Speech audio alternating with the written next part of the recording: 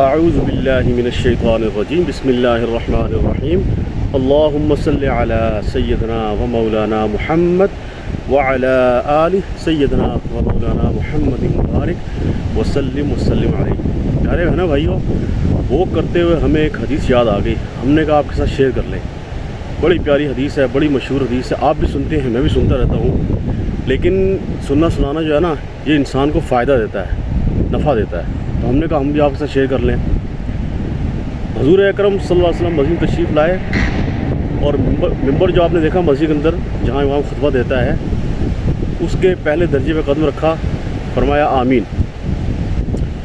پھر دوسرے درجے پر قدم رکھا، پھر فرمایا آمین۔ پھر تیسرے درجے پر قدم رکھا، پھر فرمایا آمین۔ جب آپ خطبے سے فارغ ہوئے تو صحابہ رضی اللہ عنہ اجمعین نے عرض کیا، یا رسول اللہ صلی اللہ علیہ وسلم، آج ہم نے آپ سے بڑی عجیب بات سنی کہ آپ نے پہلے درجے پر قدم رکھا، فرمایا آمین، پھر فرمایا آمین، پھر فرمایا آمین۔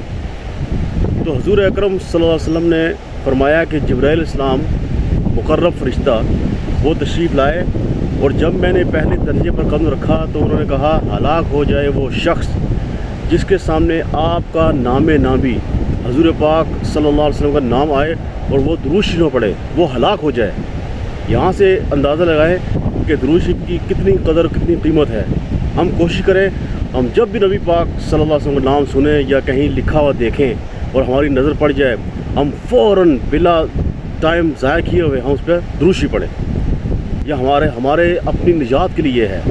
تو یہ تو پہلے درجے پر قدم رکھا تو یہ بددعا دی، اور حضور اکرم صلی اللہ علیہ وسلم پر آمین کہہ کر مہر لگا دی۔ پھر دوسرے درجے پر قدم رکھا تو فرمایا کہ ہلاک ہو جائے وہ شخص جو رمضان کا مہینہ پائے اور وہ اپنی مغفرت نہ کرا سکے۔ اس پر بھی نبی پاک صلی اللہ علیہ وسلم نے آمین کہا۔ اب یہاں پر یہ دیکھیے کہ رمضان کے مہینے کے اندر میں بھی اپنے بارے میں جانتا ہوں، آپ بھی اپنے بارے میں جانتے ہیں ہم کیا کرتے ہیں۔ تو وہ جو رمضان کا مہینہ ہے وہ مغفرت کرانے کے لیے کافی ہے، یعنی کہ اس کے اندر اتنا اللہ نے وہ رکھا ہوا ہے، پاور ہے کہ اس مہینے کے اندر ہم اللہ کی عبادت کر کے جنت حاصل کر سکتے ہیں۔ تیسرے درجے پر قدم رکھا تو جبرائیل السلام نے کہا، ہلاک ہو جائے وہ شخص جس کو اس کے بوڑھے والدین، ماں یا باپ، اس کی زندگی میں بوڑھے والدین اس کو ملیں اور وہ ان کی خدمت کر کے جنت حاصل نہ کر سکے۔ اس پر حضور اکرم صلی اللہ علیہ وسلم نے فرمایا آمین۔ اب یہ دیکھیے، جبرائیل السلام جیسا مقرب فرشتہ اور ساری کائنات کے سردار حضور پاک صلی اللہ علیہ وسلم، جن کی وجہ سے اللہ نے ساری کائنات کو وجود بخشا، جس کی وجہ سے اللہ نے ساری کائنات کو بنایا، انہوں نے اس پر آمین کہہ کر مہر لگا دی کہ یہ سچ ہے۔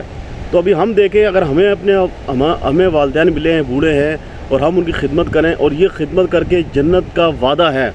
وعدہ کون کہہ رہا ہے؟ نبی پاک صلی اللہ علیہ وسلم کہہ رہے ہیں کہ جو بندہ اپنے والدین کی خدمت کرے گا، وہ بوڑھے اس کو مل جائے، چاہے وہ والد ملے چاہے والدہ ملے، ان کی خدمت کر کے وہ جنت حاصل نہ کر سکے، وہ ہلاک ہو جائے۔ تو میرے پیارے بہنوں بھائیوں، ہمیں اپنے والدین کی خدمت کرنی چاہیے۔ اگر تو دنیا میں ہیں، ان کی ہم جان لگا دیں، جان لگا خدمت کریں، ان سے دعائیں لیں، ان سے محبت کریں، ان سے پیار کریں۔ رب رحم ورحم وانت خیر الراحمین، جس طرح انہوں نے ہم پر بچپن میں رحم کیا، ہم ان پر رحم کریں۔ اور اگر دنیا سے چلے گئے ہیں تو ان کے لیے اصالہ ثواب کریں، نوافل پڑھیں، صدقات کریں، زکوٰۃ دیں، یہ چیزیں ان کے ثواب کے لیے کریں، صدقہ دیں، خیرات دیں، ان کے نام پر ہم کوئی نیک کام، ایسے نیک کام کریں کہ وہ نیک کام ساری زندگی چلتا رہے، تاکہ ان کو اجر ملتا رہے، اور اس پر انہیں بھی اجر ملے گا اور ہمیں بھی اجر ملے گا۔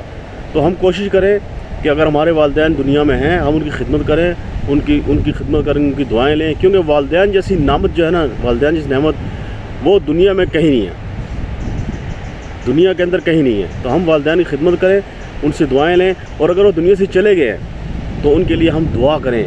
اور دعا جو ہے نا، اصالہ ثواب جو ہمارے یہاں رواج بنا ہوا ہے کہ جی صرف جمعرات کو کرنا یا سال بعد ایک کرنا، نہیں، جب موقع ملے چلتے پھرتے اٹھتے بیٹھتے سورہ فاتحہ پڑھیں اور 3 دفعہ سورہ اخلاص پڑھیں، ثواب پہنچا دیں، بس ثواب ان کو پہنچ گیا۔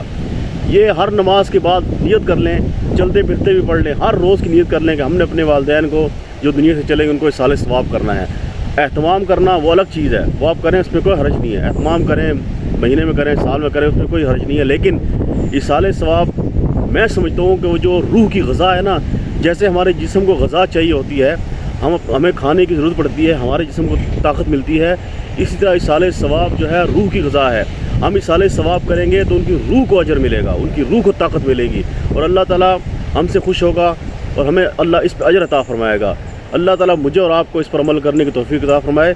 ویڈیو کو لائک کریں، شیئر کریں اور دعا میں یاد رکھیں، اور اس دعا کے ساتھ کہ اللہ تعالیٰ آپ کو دنیا جہان دونوں کے اندر کامیابیاں عطا فرمائے، اس دنیا کے اندر بھی اور مرنے کے بعد جو ہمیشہ آنے والی زندگی ہے اللہ تعالیٰ اس کے اندر بھی آپ کو کامیاب فرمائے۔ السلام علیکم ورحمۃ اللہ وبرکاتہ۔